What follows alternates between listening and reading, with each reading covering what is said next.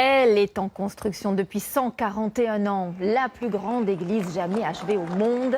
Alors récemment, une phase importante vient d'être célébrée, l'inauguration des 4 tours les plus importantes de la célèbre Sagrada Familia à Barcelone. Nous, ce que nous voulons vous montrer, c'est autre chose. La montagne qui a inspiré cet impressionnant monument. Nous partons en Catalogne avec Julien Garel et Armel Exposito. Son nom signifie en catalan « la montagne en dents de scie ». Et la légende raconte que des anges sont descendus des cieux pour la découper. Ici, on sent que l'on fait partie de quelque chose de plus grand que nous, parce que la nature se montre sous sa forme la plus extraordinaire. Pour percer les mystères de ce lieu, il faut à notre tour monter au ciel, à bord de ce téléphérique jaune et presque centenaire. À 700 mètres d'altitude, nous rencontrons Francesc et Ricard. Ils sont guides de montagne et ont donc appris à faire parler les pierres. Le minéral qui unit toutes ces roches, c'est la calcite.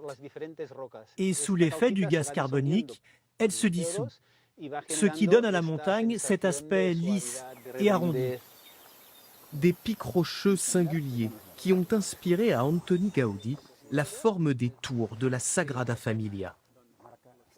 Regarde ces rochers, ils pointent vers le ciel. Toi, qu'est-ce que tu fais quand tu rentres dans la Sagrada Familia? Tu regardes en l'air. Gaudí ne s'adresse pas uniquement aux croyants, parce qu'avec ses formes organiques, il parle à tout le monde. Peu importe d'où tu viens, ça te touche. C'est ça son génie.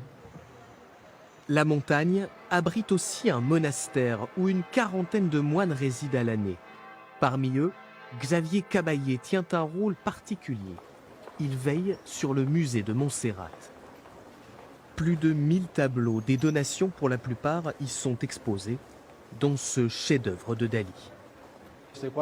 Ce tableau représente 3 personnages. Avec les 2 figures féminines, Dali joue avec le style de Picasso et des éléments caractéristiques du cubisme, pour finalement trouver son propre style, visible sur le personnage masculin.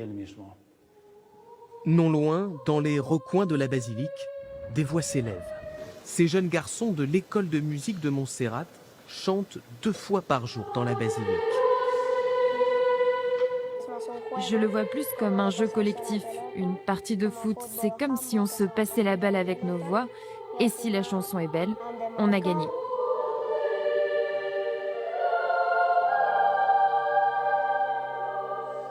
Un lieu mystique où certains des plus grands artistes catalans sont venus chercher et parfois trouver l'inspiration.